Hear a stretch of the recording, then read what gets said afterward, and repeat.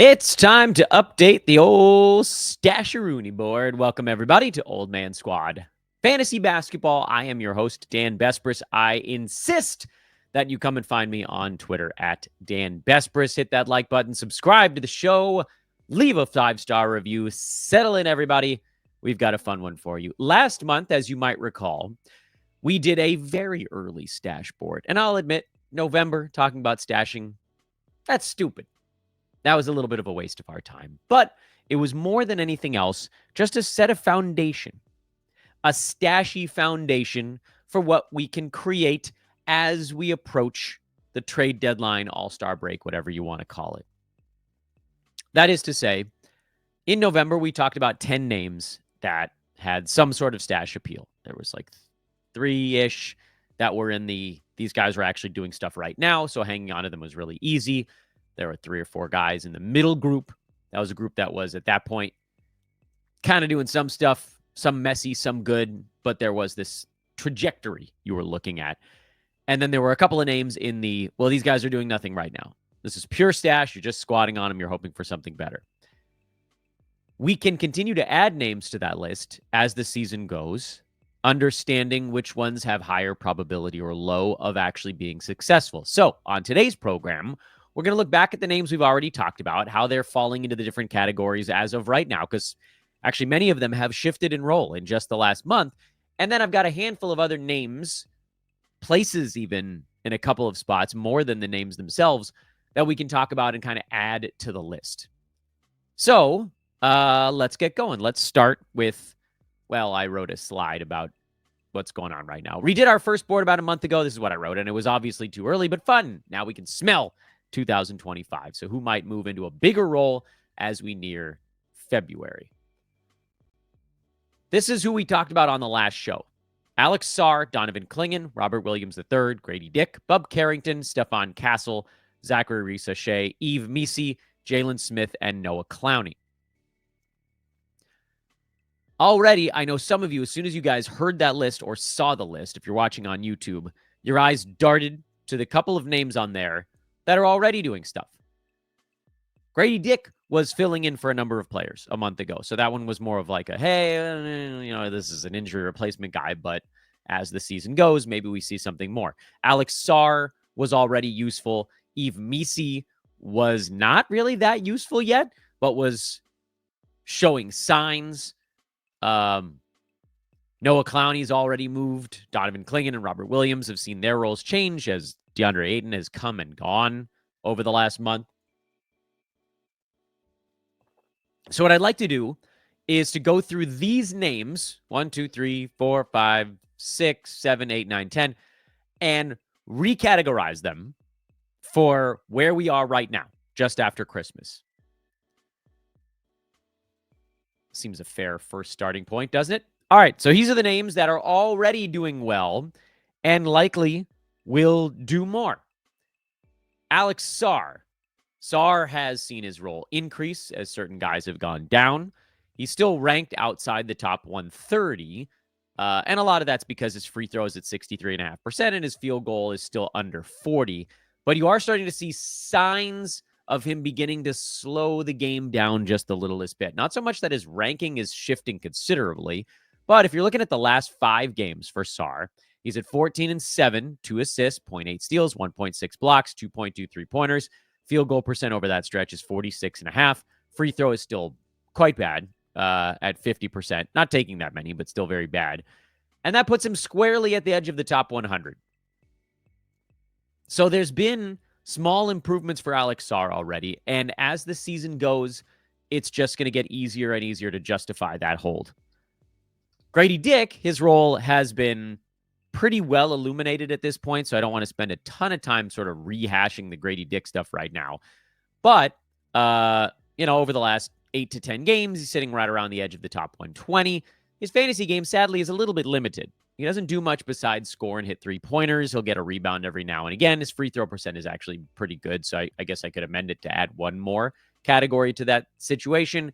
He is certainly way better when some combination of Emmanuel Quickley and RJ Barrett and Scotty Barnes is on the shelf. And so far this year, some combination of those guys has been out for the Toronto Raptors. But if the Raptors ever get quickly back and Barrett and Barnes actually manage to stay healthy when that happens, Gradey's going to see his role shrink before it potentially gets bigger again down the line. So this is a good spot for him, but it might not necessarily continue in that direction. And Yves Missi, who moved up the board since our last stash show, he was kind of banging around, not really doing a whole lot. He was splitting time with Daniel Tice. He was having trouble because there weren't any good players around him. That was the big issue with Missi. He was out there. He was getting some minutes, but his field goal percent wasn't as high as we wanted it to be. The rebounds, the steals, the blocks weren't as high as we wanted them to be because he had a role that was not befitting a rookie center who should just be crashing the glass, blocking shots, running around, being on skates, basically. And now that he's got guys around him that have actual offensive gravity, he can do other stuff. DeJounte Murray's back. CJ McCollum's back. Trey Murphy is playing the whole way through. Yeah, Brandon Ingram's out, but whatever. We'll get through it. Herb Jones is back. Not a big gravity guy, but certainly helps on the defensive side. And so now Missi's averaging 11 and 11 over the last 10 ball games with a steal, a block, and 54% shooting. He's been good. He's also right around the edge of the top 100 over that span. So we've got 3 guys off that list from November, early stash board, that are actually useful fantasy players on Christmas. The day after, whatever. BetOnline continues to be the world's most trusted betting platform and your number one source for online betting. They've got the largest selection of odds on everything from football to basketball, both pro and college, hockey, UFC, and they offer you the ability to watch the action as it's happening with live in-game betting and early odds. So head there today. Go to BetOnline right now. Don't forget to use your promo code BELIEVE, BLEAV. Get that welcome bonus on your first deposit when you sign up. BetOnline. The game starts here. Other names from that initial list, these guys are doing just a little bit right now. Noah Clowney, who's actually been kind of okay the last 3 ball games. His minutes are up in the high 20s over that stretch. We're not seeing the versatile 9 category lines that we've seen in the past out of him over this little stretch. And I don't know if it's going to be a thing that continues or if we're going to see Cam Thomas come back and other things are going to shake out. Or Dorian Finney-Smith is supposed to be back after a couple of games, so it could all explode in our faces. But we're getting a little taste of it. Hard guy to stash, certainly, but at least for this little stretch, he's doing something.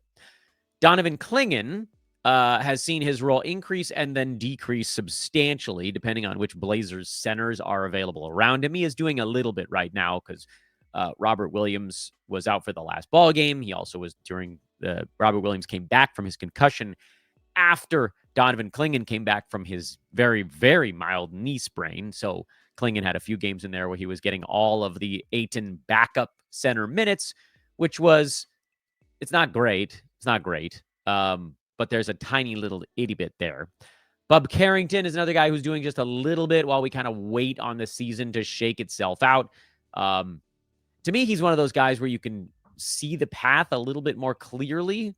I mean, same thing with Donovan Clingan. But like, for instance, Bub Carrington played basically 30 minutes in the Wizards' recent ball games. They're not super beat up right now. Kuzma's out and Marvin Bagley's out now, but that's basically it. So the guards are there and Bub is still getting around 30 minutes a ball game. The problem is that his fantasy game hasn't come around yet. We're going to need the rebounds. We're going to need the assists. We're going to need some steals mixed in. And he hasn't quite shown that he's going to do that. And I don't know that he will, even as the season goes. And then Stephon Castle is the last name that's doing just kind of a little bit right now, but certainly not enough. The Spurs have gotten healthy, and that's rendered Stephon Castle, a 17, 18-minute bench guy instead of 30 minutes of scoring, mostly with the starting unit. This is another one to me that's, I think, a hard one to hang on to right now.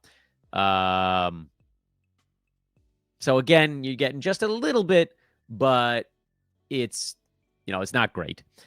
And then you've still got some guys down at the end of the ledger that are doing nothing right now. Zaccharie Risacher is effectively doing nothing. I guess that's not entirely fair. He's doing just like a little itty bitty bit of something. What the hell was his line in their last game? They beat Minnesota in their last one. Did Risacher do anything at all? 19 minutes, 5 points, and an assist. I mean, that's basically nothing, although that's pretty much the same as what Stephon Castle did in the last one. Robert Williams is barely playing right now with both Ayton and Clingan healthy. And Jalen Smith is the other one out of Chicago who's going to get his, 16, 14, 15 minutes, whatever it is, behind Nikola Vucevic. And Vooch, as long as Vooch is around, Jalen Smith is not going to be doing very much. So those three guys are the names on this list that you're just really squatting on for later. But just sort of recapping some of these names, I love the idea in Roto, if you can stash Robert Williams, I've got to think he gets moved. Ayton's going to be a tough one to move because nobody's going to want DeAndre Ayton. Someone's going to want Robert Williams. Robert Williams is a better basketball player than DeAndre Ayton, or certainly is going to have a better positive impact on almost any team he goes to than DeAndre Ayton because of how good he is defensively. Ayton is not.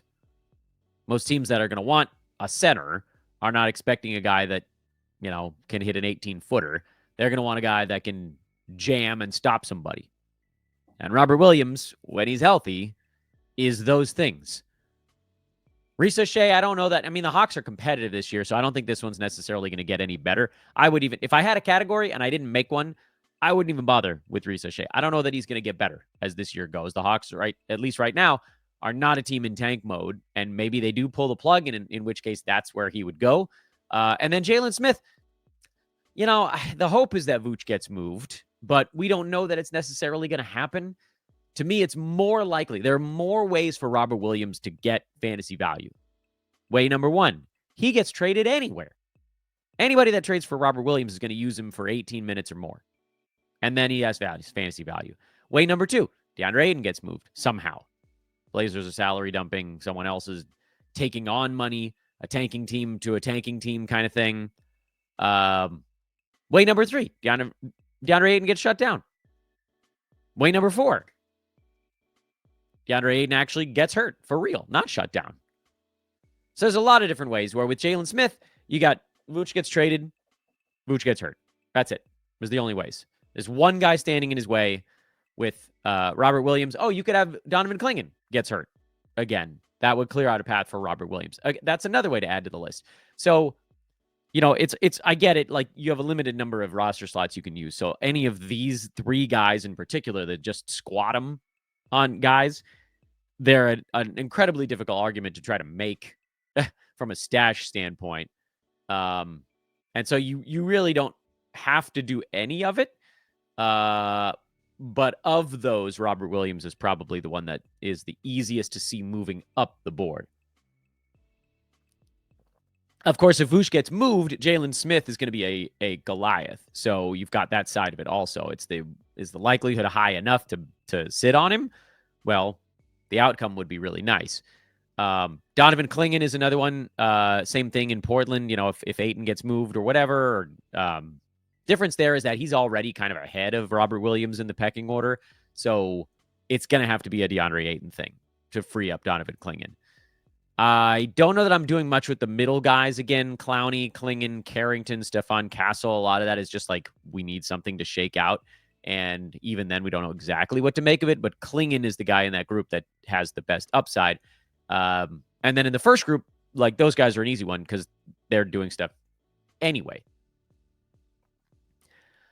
All right, let's get to some of the new names then on today's show. Although, again, like talking about the old names is important right now because they are still guys that are relevant to this discussion. But here are the new names, and we'll go through them at a decent clip because, again, I don't want us to spend forever on each one of these guys, and because at the end of the day, there's not that many reasons to stash. It's a low hit rate way of trying to get fantasy value, and we're still a month and a half away from the trade deadline. So, you don't want to have to squat on somebody for too long. But let's go through some of the names on this list that actually are worth discussing. And don't freak out when I say a couple of the names because you're going to be like, Dan, what the hell are you talking about? So it's like the first name here is Ayo Dosunmu, who's not a traditional stash, but at the same time, that is kind of what he is right now. In that he's been solid. He's been an injury replacement level guy for the last little bit. And he's getting minutes even when he's not putting up fantasy value. But as we've talked about in this show for weeks, the key for Dosunmu right now is that one usage guy needs to be out to get him enough touches to have fantasy value. It's not about being on the court for Dosunmu. It's about the touches that he's not getting every single day. So Zach LaVine missed a game or two. Dosunmu had a nice one. Josh Giddey's missed a game or three. Dosunmu's had some good ones. The same thing would happen if Kobe White missed a game. There are a lot of really nice ways for Dosunmu to get to that next click in fantasy value. And again, he's been pretty good to this point. I mean, looking at the last whatever month, he's like top 40. On the season, he's number 113, which, by the way, puts him very close to some of these other guys we were just talking about a minute ago. Back on the, like, they're already doing stuff board. So yeah, he's already doing stuff, but that's part of what makes him the best option. Because not only is he already doing things, but there's all these different ways for him to do more as the season progresses. If the Bulls decide that it's time to move on from Vooch, that's more usage. Yes, it obviously helps Jalen Smith more, but Smith is not going to do as much as Vooch did before. So some stuff gets trickled down to the other guys. If Zach LaVine gets moved, bingo, bango. If Kobe White gets hurt, bingo, bango. If Josh Giddey gets hurt, ba-boom, ba-boom. There's all these guys where stuff could happen with them that translates positively on Ayo. So that's why he immediately goes in that category that we were just talking about a minute ago of guys that are doing stuff right now that are only going to likely do more as the season goes on. And I get it. You know, when you hear the word stash, your first thought is, oh, I should be able to pick these guys up off the waiver wire. But that might not be the case. Ayo might be on some other person's team. You might have to buy on these guys. It might be a buy stash. Same thing for this next dude, Bilal Coulibaly, who's, look, if you guys have been keeping up with Old Man Squad Fantasy Basketball, you know that we talked about him as a pickup the first week of the damn year. You can go back to our weekly recap shows, and the very first one we did, I think Bilal was the ad. He was one of them in there. Yeah, it was the first week. But he went through a really prolonged cold spell and ended up on some waiver wires, and so some teams were able to pick him back up at that point. And yeah, now he's warm again. But he's another guy where you're looking at it like, he's already doing a lot of stuff. He's already a solid fantasy play, and it's just going to be more. I think he sat out the Wizards' last ball game before Christmas, if memory serves. And okay, whatever, it doesn't matter. But like, again, everybody's there except for Kuzma right now. And Bilal's still already doing a decent amount with only more to come. If Jonas Valanciunas gets moved, if Malcolm Brogdon gets hurt or moved. I guess those are probably the big ones. Everybody else on that team is relatively young. If Jordan Poole takes a night off for whatever reason. People are going to say shut down, but Poole actually didn't get shut down last year. So again, this is another one where, what I wrote on the slide is great and getting greater. Bilal's been good already, and he's another guy that you could expect to improve beyond that. So those are the easy ones. Now let's get into the ones that are not quite as easy. The Pelicans, if they move into a shutdown, tear down, whatever you think it's going to be, and I think it's going to be sooner than later because they're already 10 and a half games out of a play-in spot in the Western Conference. There's only so much you can do when you've already racked up 25 losses by Christmas. At some point, we're not going to see McCollum anymore this year. And at some point, we're probably not going to see Brandon Ingram anymore this year, who's already out. And I know they're hoping to get Zion back in the next week or two, and maybe they make a little bit of a push at it right now.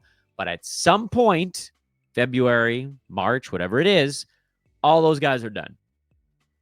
And at that point, is it going to be Jose Alvarado, Jordan Hawkins, Brandon Boston? By the way, Alvarado's not that far away. He might move into fantasy value immediately.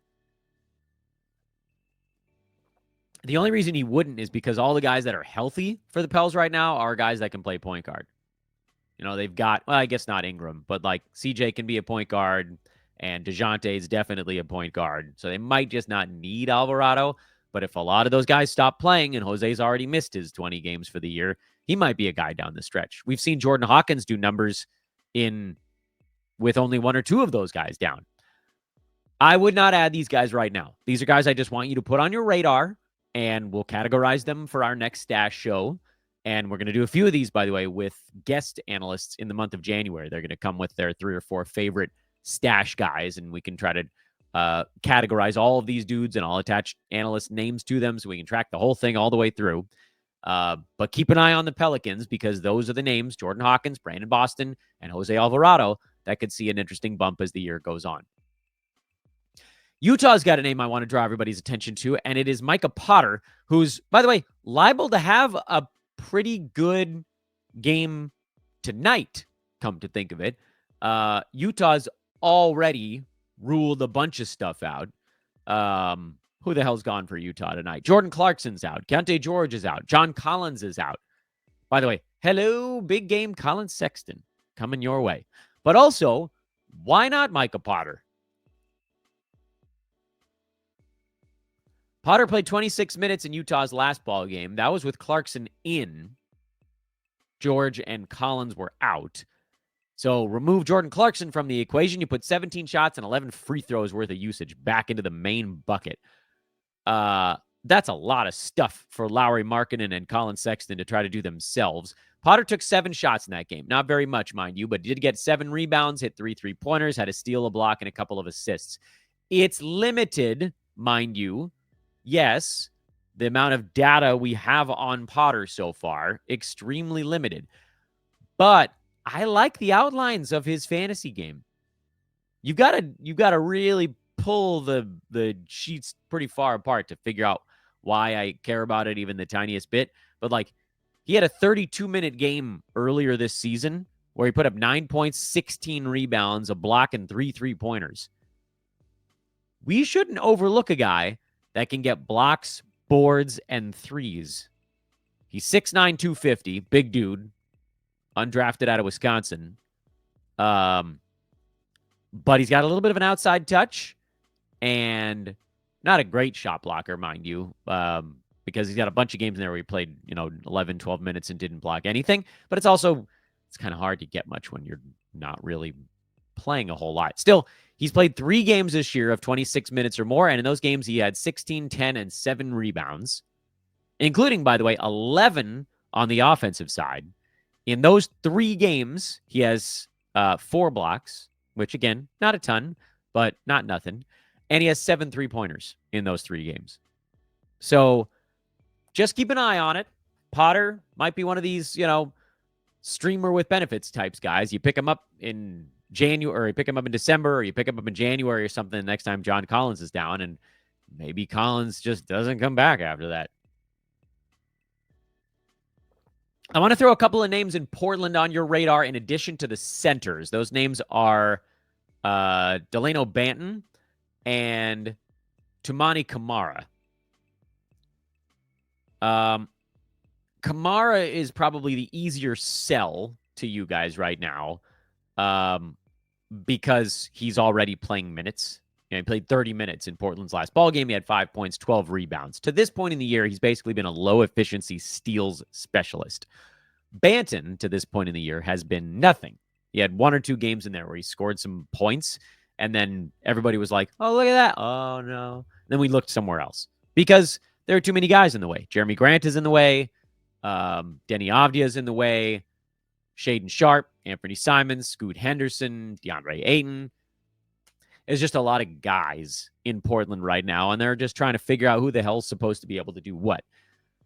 The takeaway here is mostly on the Banton side, it's could silly season repeat itself? Remember, he was a silly season superstar last year, but that was also a spot where it was like Banton, Scoot, and Jabari Walker were like the only guys still upright and playing. I think Camara was actually healthy-ish during that stretch also. But, Ayton was out, and I think Sharp was out at that point, and they didn't have Avdija, and Simons was definitely out, and Grant was definitely out. And so a lot of things need to happen to get us to this point, but I just wanted to put these names on your radar because Camara is probably only 1, maybe 2 guys away from actually having enough fantasy value to occupy a roster spot, because he's got to do something on offense. It can't just be some rebounds and some steals. There needs to be something else. It could be efficiency, but he doesn't have that. If he had that, he'd be Tari Eason. He doesn't have that. So it's going to have to be something on offense, which, as long as Sharp and Ayton and Simons and Grant are all there, it's not happening. How many of those guys we need to remove? I don't know. Could be one, could be two, could be three. Probably doesn't need to be all four. But if somehow we get to 2 or 3 of those guys out, they're going to need to turn somewhere for offense. That's Avdija, that's Scoot, that's Banton. Camara is going to have to do more, but he's not a creator. Banton is a little bit of a creator, even if it's the efficiency is going to be a mess. Avdija is a little bit of a creator. So again, you're not adding those guys. Camara, you could schedule play Toumani Camara. You're not doing anything with Dalano Banton. But I want to put him on your radar, because as Portland does whatever it is that Portland's going to do over the next month and a half, these are guys you want to be ready on. And frankly, I should have put Deni Avdija on this list. In fact, you guys might have to watch me do it in real time. I wonder if I can adjust this in real time and you guys will see it. Let's see. Did that work? It did. Outstanding. Deni Avdija is on the list too. I don't know if he's going to get shut down with the rest of these guys, but Avdija is very much like a Jeremy Grant shutdown away from being a really good fantasy player. But the minutes aren't there right now. The usage is always solid for him, but the minutes are not. The touches, you got to get the touches, you got to get the minutes, you got to get some combination to get there. And Grant is the guy standing in his way. So Deni Avdija is probably even closer than those other dudes. My bad, everyone. Put him on the list too. And finally, finally the last one, and this is an interesting one, not a name you guys thought I was going to say, and I know everybody watching on YouTube has already seen it. Jusuf Nurkic. He's on the trade block.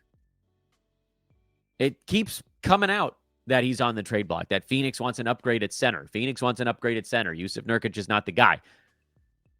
If he gets sent to someplace where he's playing the same high 20s in minutes, but he's not jammed behind Kevin Durant, Devin Booker, and Bradley Beal, you could see Jusuf Nurkic go from being whatever he is in Phoenix, which is mostly a rebounder.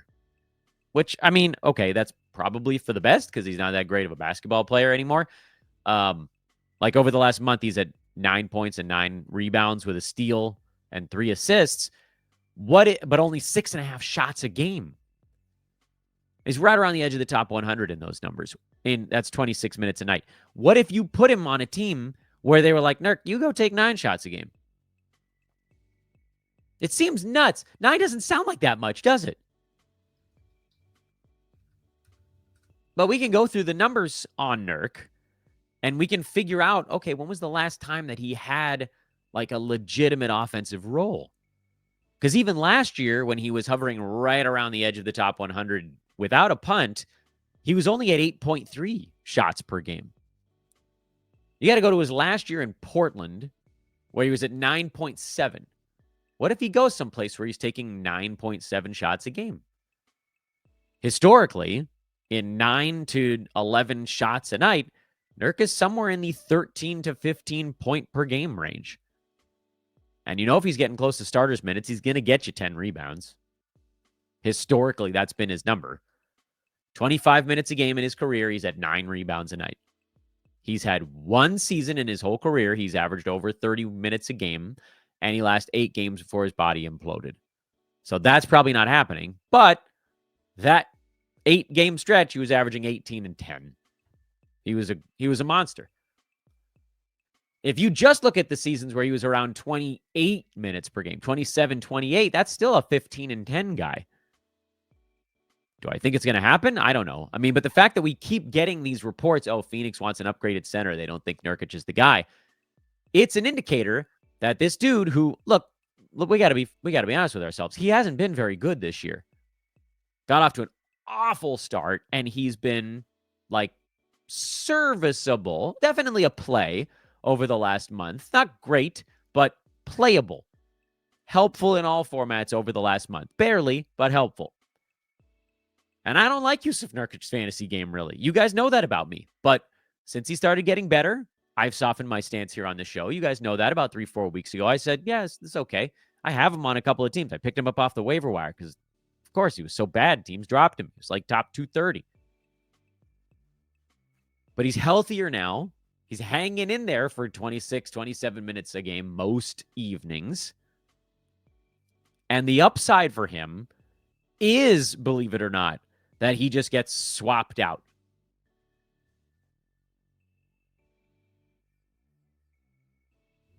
I don't exactly know. Here's the part that I don't know and why the Nurkic one remains just a tiny bit murky, beyond the fact that just making a trade is hard, is who are the Suns hoping to get?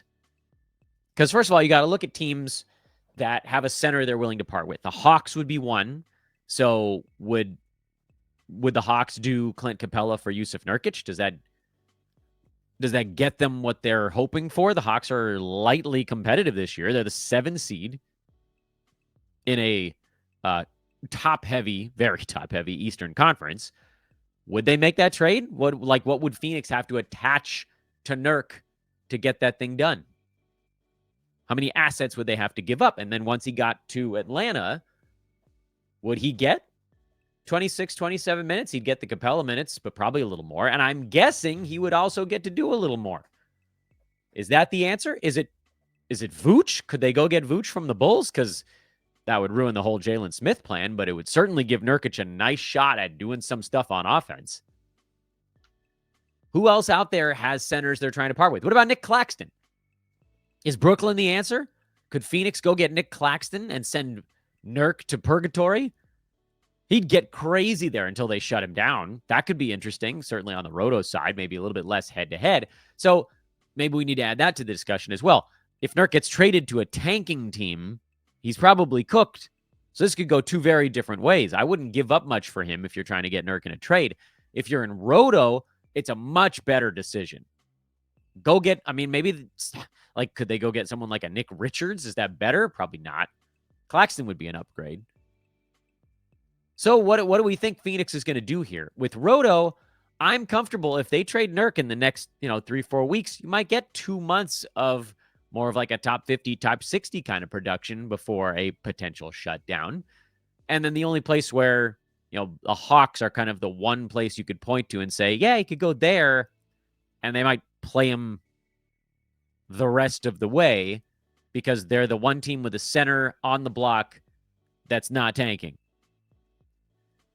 So Nurk is a little bit of a name on the razor's edge, but he's someone to keep track of. He's someone that you could certainly buy on the Roto side and hope that he ends up in a better spot. Head-to-head, maybe be a little bit more cautious in case he gets traded to a tanking team. But he might make it through your fantasy playoffs anyway if you end your season 3 or 4 weeks early like we talked about.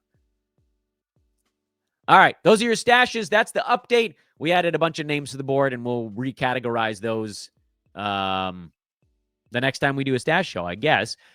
Thinking about what's coming on the stash side, again, we're going to have an analyst series of stash shows, and I want to keep a running tally of every name we bring up.